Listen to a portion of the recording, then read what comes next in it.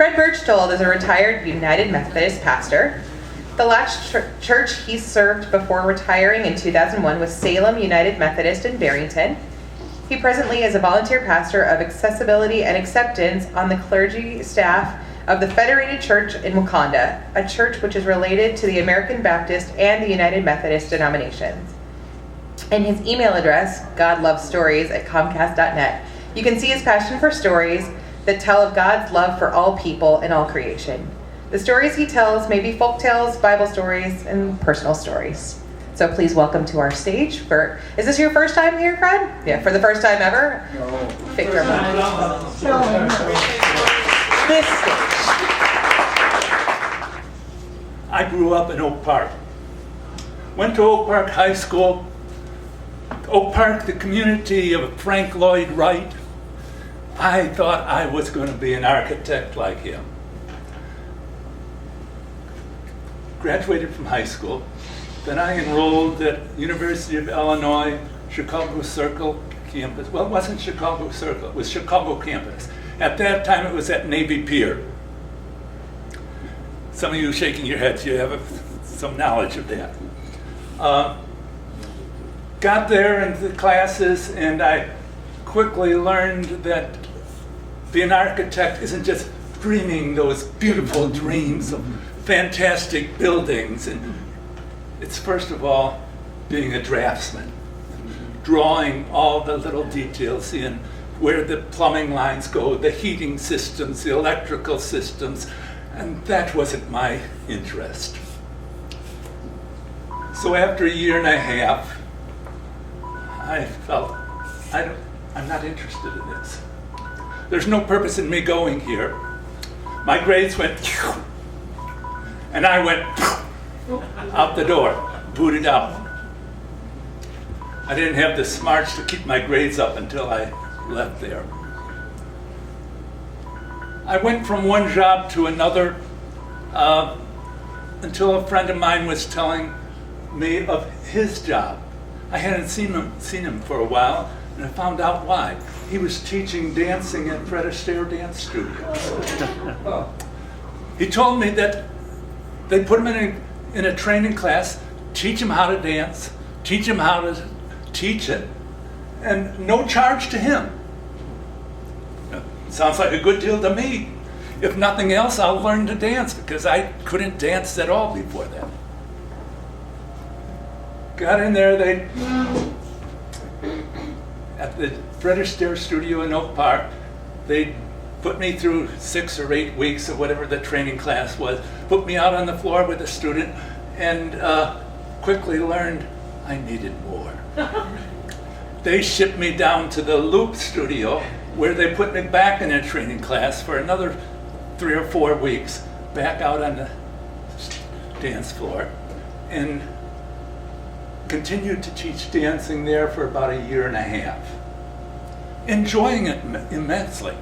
It was a great job for a young man. I was at that time reaching an age when the draft was staring me in the face. That was when the draft was still in system. And I figured I was going to get called soon. My brother, who was 2 years older than me, had been called about a year ago. At that time, I figured I'm going to be next in the line. And I didn't want to go in for 2 years of them determining all my life.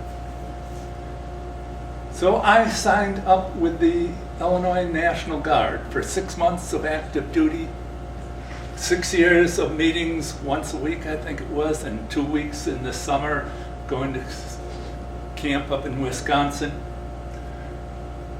That seemed like a pretty good deal for me. Went in thinking, maybe they'll train me for something that I can do. I loved teaching dancing. It was great as a young man, but I didn't want to do it the rest of my life. Went in, they went through basic training at Fort Leonard Wood, Missouri. Usually that's a 10-week course. I got out in 9 weeks because the 9th week put me just at that point in the calendar year when pretty much they were closing down the camp for the Christmas vacation. 2 weeks off. I came home for 2 weeks. My next assignment was in Fort Sill, Oklahoma, in the middle of Oklahoma. Probably a common phrase on most any military bases, this godforsaken place. And you look at the geography out there and you could say that very easily. Barren, rocky, desert, mountain, whatever you call it there, especially at that time of the year. I had grown up in the Methodist Church. My parents took me to Sunday school, and I was in high school. I went to the youth group pretty much every Sunday. But like a lot of young guys, when you get out of high school, you sort of say, bye. See you sometime, maybe. And there I was out in Oklahoma, feeling very lonely.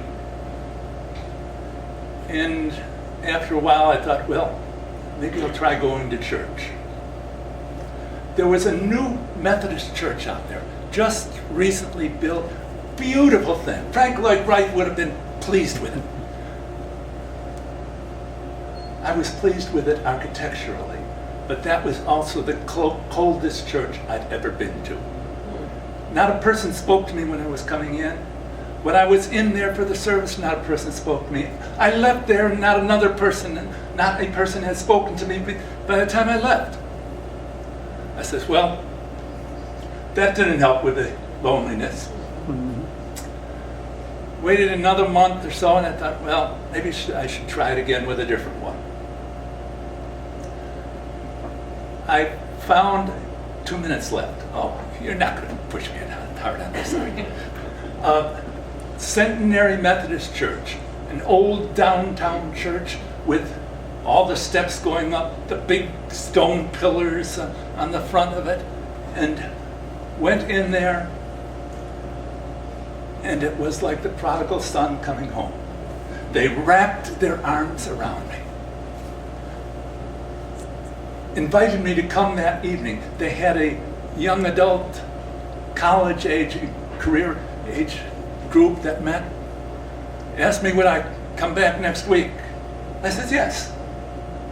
They said, well, at our meeting, we have a little worship up with our group.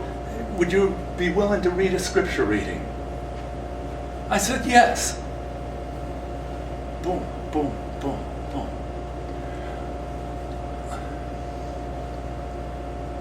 It wasn't long. I forget the exact chronology, but one of those days, it would have been in March, I was standing in line at mess hall for breakfast, and it had been a heavy dew the night before.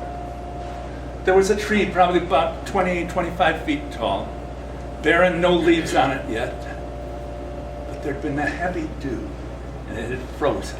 That tree was completely encased in ice.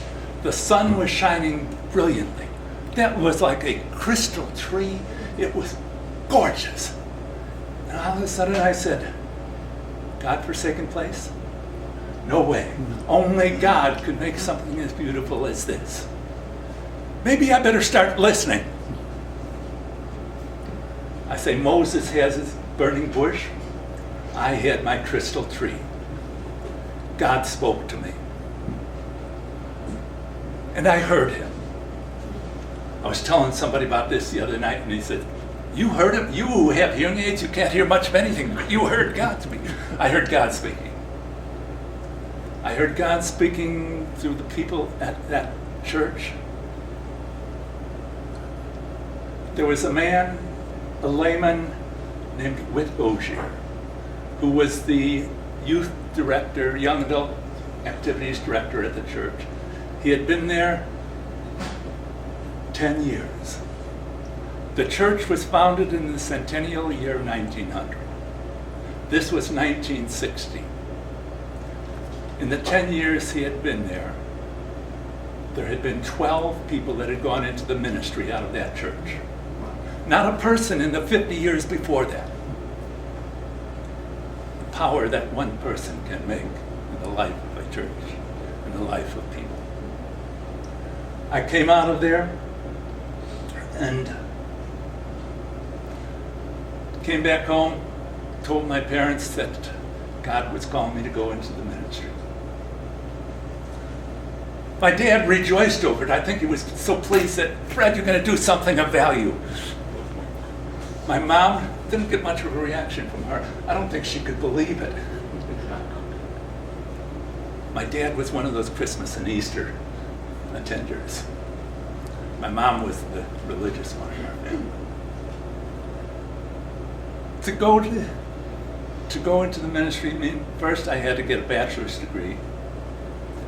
Flunked out of college. Where can I get into? Most places aren't going to take me. The junior college system in Chicago would take me.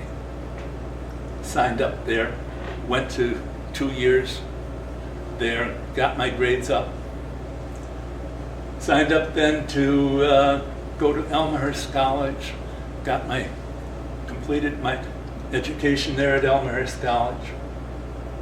From there I went to Garrett up at Northwestern, Garrett Seminary, 4 more years there, and finally got out, and I made it.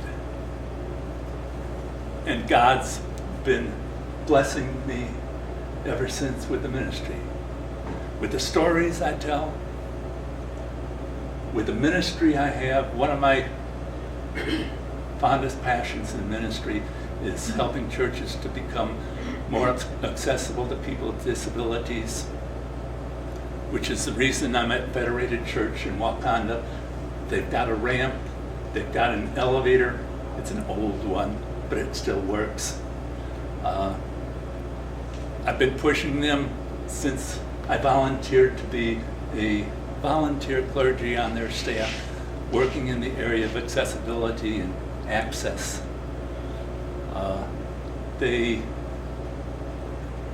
It's been a good thing. They called me Pastor Fred always before, and I thought, pastor is a shepherd of a flock. And I says, I don't have a flock there. When I volunteered for this position, now they're my flock. Now it's an affirmation of what I was for 34 years of full-time ministry. Part-time, but it's a thrilling thing to be active again and to be legitimately called Pastor Fred. Pastor Fred, thank you so much for that story. And thank you for sharing the reminder that what makes a God-forsaken place bearable, lovable, is people showing up and showing the love of God, welcoming, creating the environment where you know that you're not just wanted back. We want your time, we want your energy, we want your stories.